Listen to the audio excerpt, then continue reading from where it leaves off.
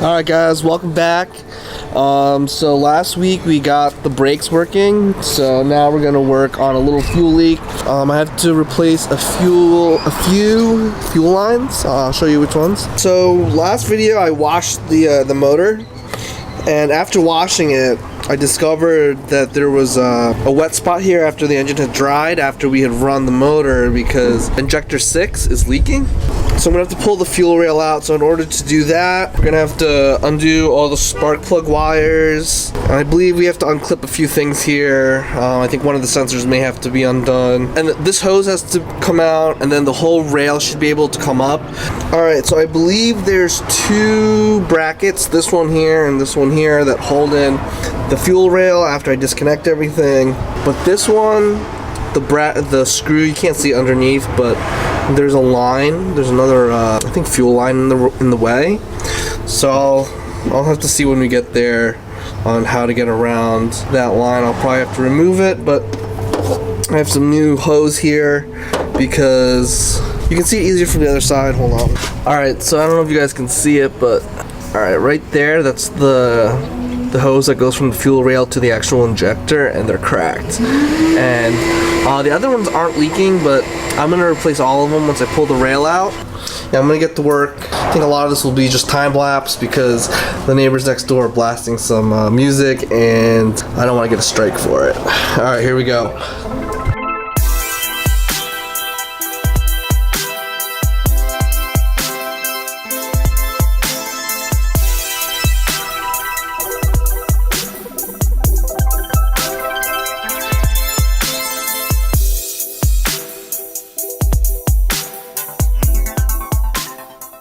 So I disconnected the fuel cap here, letting out any fuel pressure. So hopefully the system won't be super pressurized.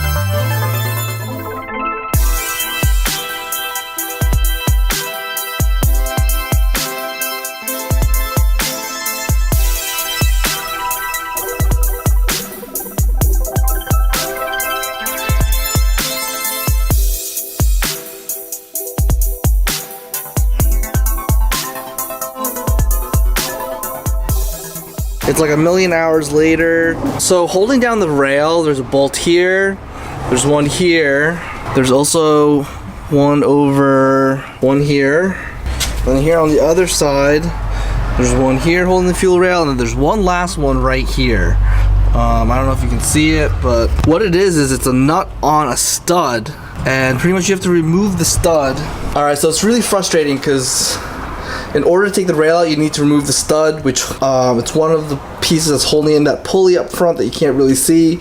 So you have to remove the whole pulley, but I'm going to try to remove the stud and then maybe replace it with a bolt so that in the future I won't have this issue. But I got some locking pliers, so I got some vice grips here. So hopefully I'm going to just clamp this on and twist it off, and hopefully it comes off.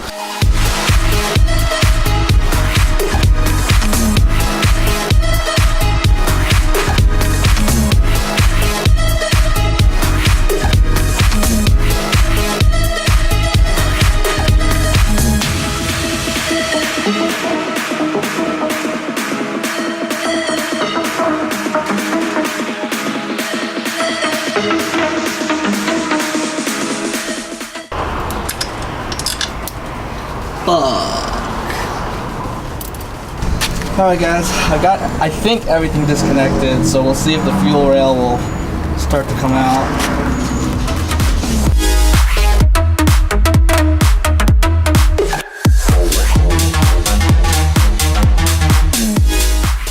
Alright, well, rip. Looks like this radiator hose needs to come out, and this sensor needs to be unplugged because the rail goes over and it goes under, I think. No, maybe not. Hold on, I may be wrong. Give me a minute, I think I might be able to get it out.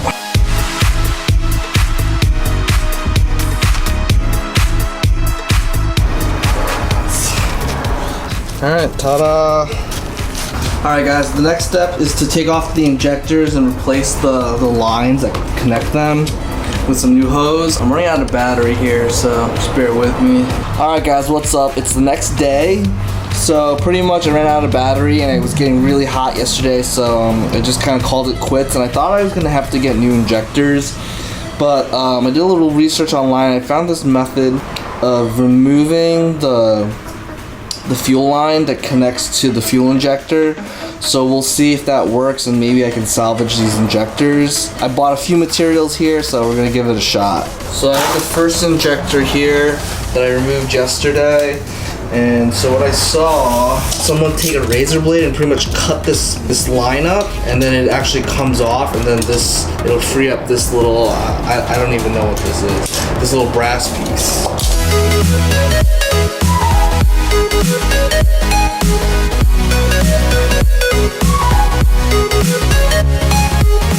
Kind of ran out of battery, I think, last time. The fuel injectors had a different line up here, a different fuel line. The original one that was on it, and it was cracked and leaking, and there was a little brass ring down here that was clamping on the line. So what I did was I took like a pair of snips, they're like pliers that cut, and I just cut the brass ring low enough that I could get my razor blade deep enough to cut enough of the original tubing and just pull it out. And I've replaced the tubing on all 6 injectors with new tubing. So now we're just gonna put it back onto the fuel rail and then put the rail back in the car. So we don't have a ton of daylight left, but pretty much I'm gonna do the install in reverse now.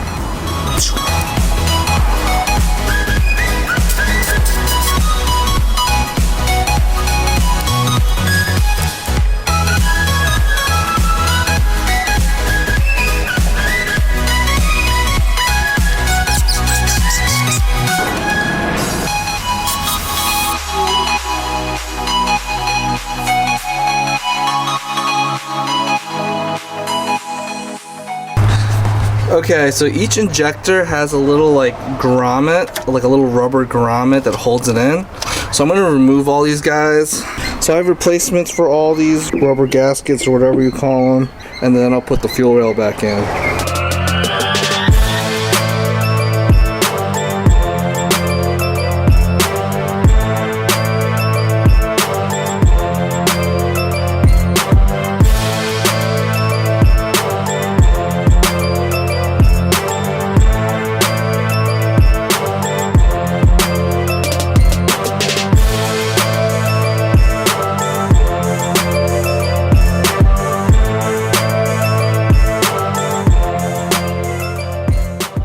Alright guys, it's getting like super dark, so I don't think I'm gonna be able to film anymore, but I'm gonna continue to try to get this rail back in here.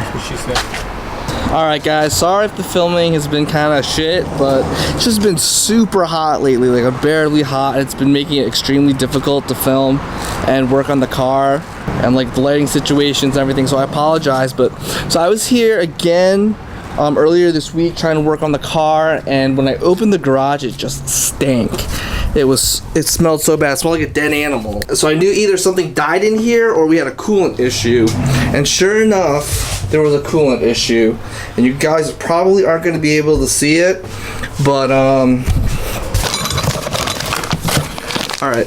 So as I was changing out the fuel line, I must have disturbed what I guess is called the coolant inlet, which is this piece. And I think it had previously had a rupture, and the old owner had put some kind of adhesive to kind of block the leak. So I just went ahead and ordered a brand new part, so we're gonna have to put this in before I can finish buttoning up the fuel rail. So I don't know if it's so hot outside. I'm just gonna work here in the garage, so I don't know if I'm gonna be able to really film because you guys probably won't be able to see anything. Okay guys, so I got the stock or the original coolant inlet, out of the car. So I had to disconnect the power steering lines. So you guys can't really see it, but there's two power steering lines here. I had to disconnect those to get clearance to put this big ass wrench, which it's a 24, this is a 24 mil nut. So I put that big old wrench over it. Plus I added this like breaker bar, which is just the bar, the pump bar for my jack. And I was finally able to break that thing loose. I blasted it with PB Blaster. I'm just including this information for anyone who actually needs to do this job. If you're wondering how to get that out, that's how I did it. So I'm gonna put the new part in. That's what whatever goo the previous owner put on the part to stop it from leaking. All right, guys, we pushed the car out. We're just getting finished buttoning everything up. I'm just tightening all the injectors in. I'll reconnect the spark plugs, and I think everything else will be attached, and we'll see if this thing will fire up. So yesterday I put in new spark plugs. Oh, that's why I was running funny. I didn't put this last one in. So last time we were here, we changed the coolant inlet. We fixed some of the fuel lines. I put the new spark plugs like I just mentioned. So now I'm just gonna kind of finish buttoning stuff up. I think I'm just gonna drain the coolant flush that I have in there, and I think we'll kind of just leave the car alone for now until I get it registered.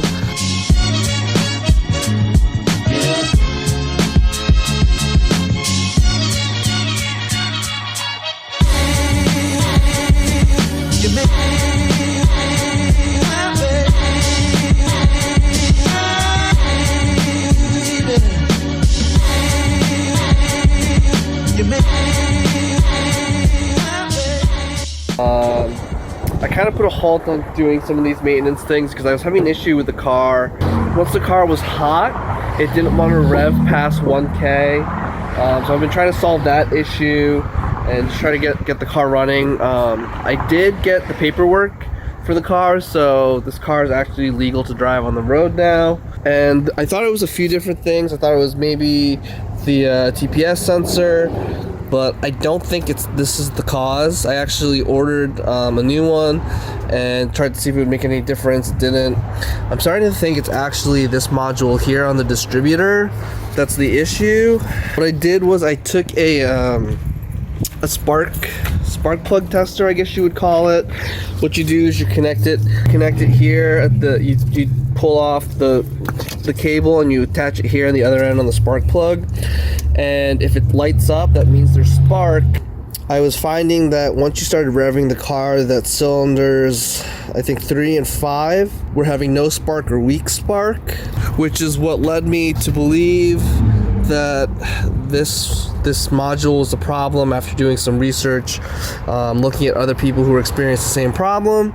And I was trying to figure out, I ordered the part, I was trying to figure out how I'm going to get this module out of here, and I pulled the connector to it. The connector itself is actually very corroded, so I'll try using this mass airflow sensor cleaner and see if I can clean up the connector before I actually go ahead and change out the sensor itself. So I'll spray a little bit of this on there.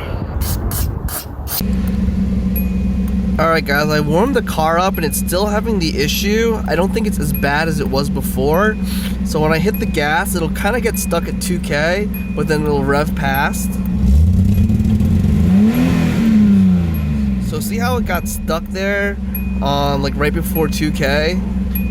Before it wasn't even revving at all past 2K. It would kind of just, the car would almost like want to die if you tried to send it too far past there. So I think actually cleaning that connector helped.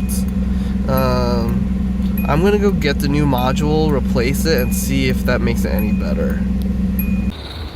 Alright, so I went to the parts store, I picked up the new module, and I noticed in the box it came with this paste, this grease, and it looked a lot like the corrosion, or what I thought was the corrosion inside of that electrical connector that I cleaned out. So I did a little research into like how to properly install this and what this grease is, and it turns out that I believe this is actually a thermal paste. Like if any of you guys have like replaced or installed a new CPU. So traditionally, before putting your cooler, whether it's a heat sink or if you have a water cooled system, the water cooling plate, usually put this to transfer heat from your CPU onto the cooler. And I guess these modules are very sensitive to heat, so you also want to use thermal paste on the back of this before you connect it to the distributor, from my understanding. So my guess is that the previous owner didn't know what this was and thought it was for the electrical connector and put it on the connector instead of the backing of the module. This module has probably overheated and has taken some damage, which is why I'm hoping is the reason that the car's not operating properly. So I'm gonna try to figure out if I can how to get out the old module, and then I'm gonna replace it with this new one.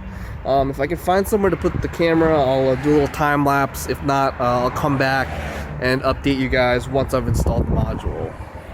Alright, so this thing actually doesn't look like it's too hard to disconnect. So this is the module right here. All I did was take the clip off of this sensor here, and I removed the connector, and then I just pulled the connector here. And there's one more connector on the module here, and I think I have this stubby little screwdriver, and I should be able to disconnect the 2 screws that hold it in, and I think this will just pop right out. Alright, so I just disconnected the module, and as I pulled it out, there's two wires connected to the back, so I'll just disconnect those guys, and then I should be able to put in the new module.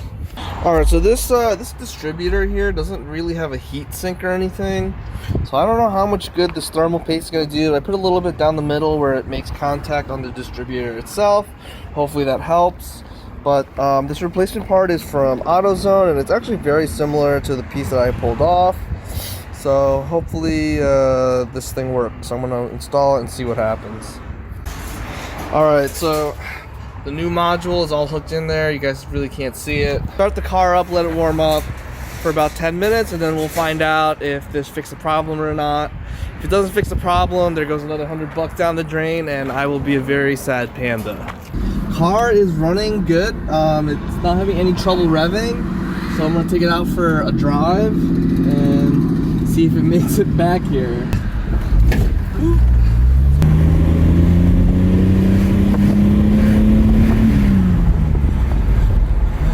It's not wanting to go in third, but the car's driving good. Motor's pulling nice.